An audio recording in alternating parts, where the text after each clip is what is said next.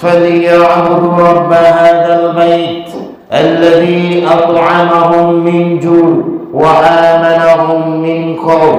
তারা যদি সার্বিকভাবে নিরাপত্তা পেতে চায়, তারা যদি ক্ষুধা নিবারণ সমাজ গড়তে চায়, দারিদ্র্যমুক্ত সমাজ তারা যদি করতে চায়, সমাজের দারিদ্র থাকবে না, তাহলে ফালিয়াবুদু রাব্বা হাযাল বাইত, এই ঘরের প্রতিপালকের রবের ইবাদত করতে বলো।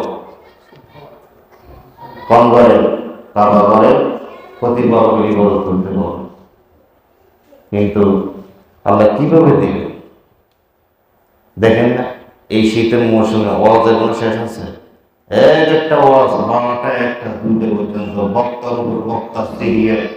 এমন কোন বাংলাদেশে এমন কোন দিন নেই যে এই দিনে এই মৌসুমে যে ওয়াজ হয় না। এক এক দিন আছে 4টা 5টা ওয়াজ হয়। তো মানুষ খুব হেদায়েত হচ্ছে। মানুষ কি হেদায়েত হচ্ছে না? কতক্ষণ মানুষ ওখানে বসে আছে, সুর দিয়ে মাথা টান দিছে, এই মাথার থেকে এই মাথা টান দিছে, কিচ্ছা কাহিনী বলে একবারে জাল জল হাদিস বলে মানুষের সামনে বয়ান পেশ করতেছে। মানুষের অন্তর ঢুকবে কিভাবে? কখন ঢুকবে না। মানুষের অন্তরকে ভিতরে ঢুকাইতে হলে যেভাবে মুহাম্মদ সাল্লাল্লাহু আলাইহি ওয়াসাল্লাম ঢুকাইছে ওভাবে ঢুকাইতে হবে কোরআন হাদিসে দিয়ে। কিন্তু আল্লাহ ওটা থেকে দূরে আছে। বক্তার অভাব নাই, ছোট জনগণের অভাব নাই, পয়সার অভাব নেই। একটা মাহফিলে 3-4 লক্ষ টাকা পাওয়া যাচ্ছে, 4 লক্ষ টাকা পাওয়া যায়, 3 লক্ষ টাকা মাঝে এই মাথা থেকে এই মাথা স্টেশন আছে।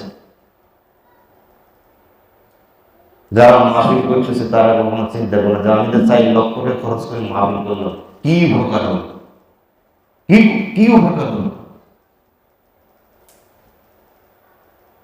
এই জন্য জামাত ইসলামের একটা এখানে আছে, রুটিন আছে যে তারা মাসিক যে কাজগুলো করে তারা রুটিন লেখে যে আমি আজকে এই মাসে 4টা জানাজা গেছি, 4টা হাদিস মুখস্থ করছি, কোরআনের আয়াত মুখস্থ করছি, এরপরে এতজনের দাওয়াত দিছি, তারপরে এই 2টা সেমিনার করছি, এরপরে আমার ফ্যামিলিতে রাত্রেবেলা 2টা সেমিনার করছি, স্ত্রী সন্তানদেরকে নিয়ে 2টা সেমিনার করছি।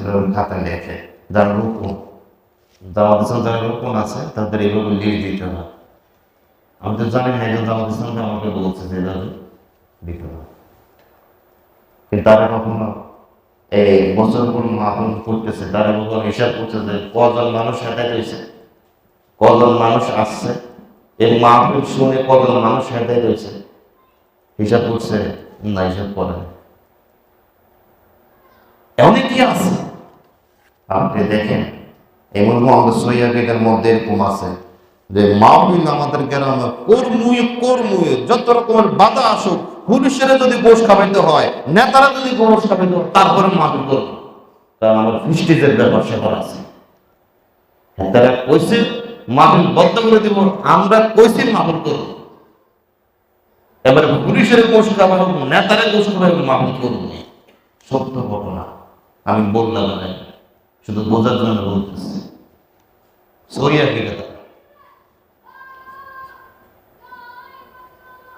হ্যাঁ, এই মসজিদগুলোতে ফ্যান, ইমামের বেতন দিচ্ছে না, মসজিদ উন্নত হচ্ছে না, মাদ্রাসাগুলো করতে পারতেছে না, পোলাপাইনে বসতে পারতেছে না, অসংখ্য ছাত্রছাত্রী বর্ষার কারণে লেখাপড়া করতে পারতেছে না, বই কিনতে পারতেছে না, টাকার ভয়ে মা বাবা স্কুলে ভর্তি করে দিচ্ছে, টাকার ভয়ে মা বাবা আপনার প্রাইমারি স্কুল হাই স্কুলে ভর্তি করে দিচ্ছে, শুধু লেখাপড়ার খরচ চালানো না করার কারণে। আর আপনারা লক্ষ লক্ষ টাকা এদিক খরচ করতেছেন। আপনারা দেখেন না মসজিদ মাদ্রাসা এগুলো কি অবস্থা, এগুলো দেখেন না?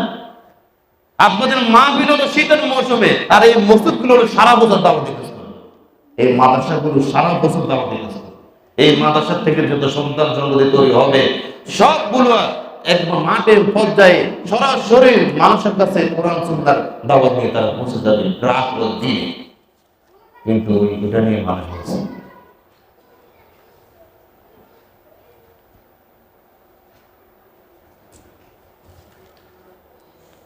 অভাব নাই। দুই একটা কোরআন হাদিস শিখছে, ওস্তাদ থেকে সরাদুল্লাহ বাইরে, কোনো ডিগ্রি নেই, দাওয়া নেই, কিছু নেই, সেও এখন দায়িত্ব হয়ে গেছে, সে এখন দায়িত্ব হয়ে গেছে। আমরা এখন আমাদের ওস্তাদকে দেখে মানে একটা মর্যাদাদের সম্মান তাকে দেওয়া দরকার।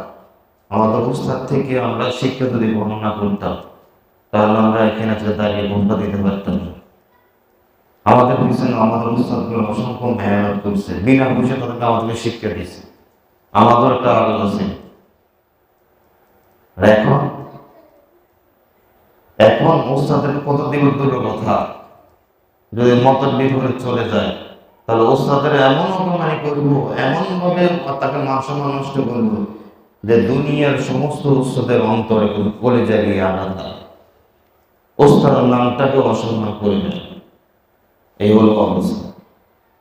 সম্মানিত হাজিরিন, জিকির আজকাল আমাদের যারা জানে, আমাদের যারা জানে না, তারা উভয়ের মধ্যে সমস্যা আছে। আমরা জিকির আজকাল লিপ্ত থাকি না।